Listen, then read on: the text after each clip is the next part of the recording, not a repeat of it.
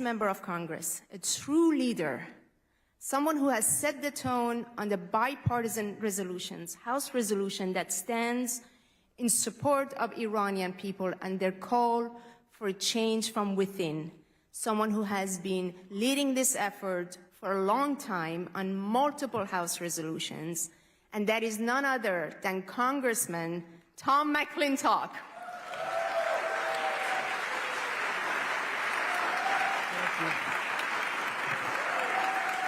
Thank you very much.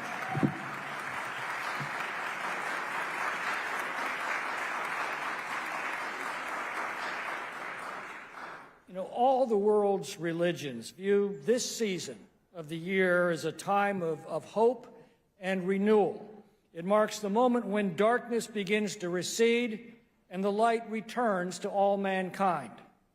Certainly, Iran is now entering such a season. The cold, dark tyranny that engulfed the people of Iran many decades ago now appears to have run its course. The terrorism that it practices upon its own people has brought their patience to an end. The terrorism that was unleashed upon the region is now collapsing in the ruin of Hezbollah and Hamas and now of the Syrian dictatorship. And the United States is about to inaugurate a new president who will once again enforce all of the sanctions against Iran. The days of America sending cash on cargo pallets to the mullahs and propping them up diplomatically and economically are about to end, and this Congress will stand by him.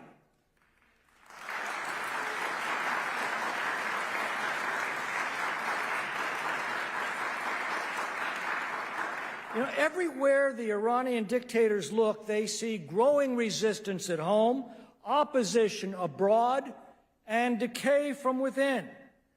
This Iranian regime is like a rotting porch that still maintains its shape and form, but is weak and hollowed out and only awaits a sudden gust of wind that will bring it crashing down.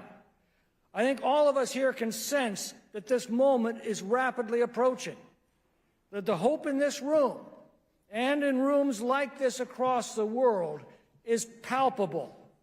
And the more hopeful we are, the more fearful must be the criminal gang that has tortured the Iranian people for so long. Freedom and justice walk hand in hand. Freedom for the Iranian people means justice for the Iranian dictators. And we can all sense that that day is coming soon, and so can they. You've all worked so long and so hard for that day. And it wouldn't surprise me if it comes before the annual return of this season of hope next year. And then we can add to hope the joy of liberation. Next year, that celebration won't be in rooms like this around the world. It will be in the streets of Tehran and in town squares across all of liberated Iran.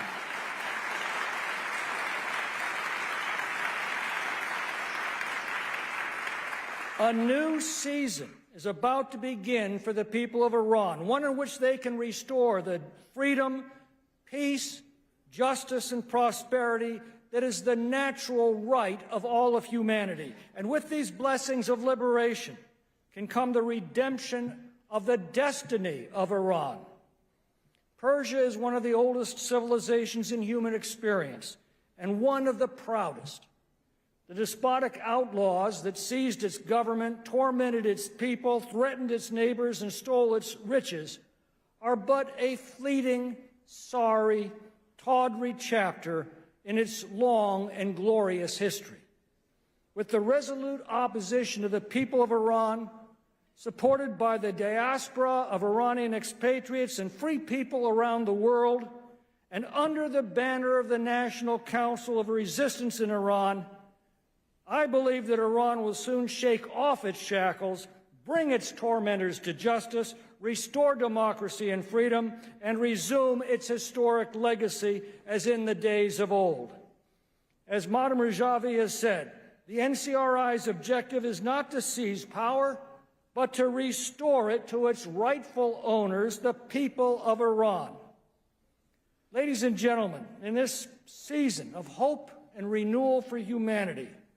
Let us rededicate ourselves to achieving an era of hope and renewal for Iran and devote ourselves to the greatest of all celebrations to be held next year in Tehran. Thank you all.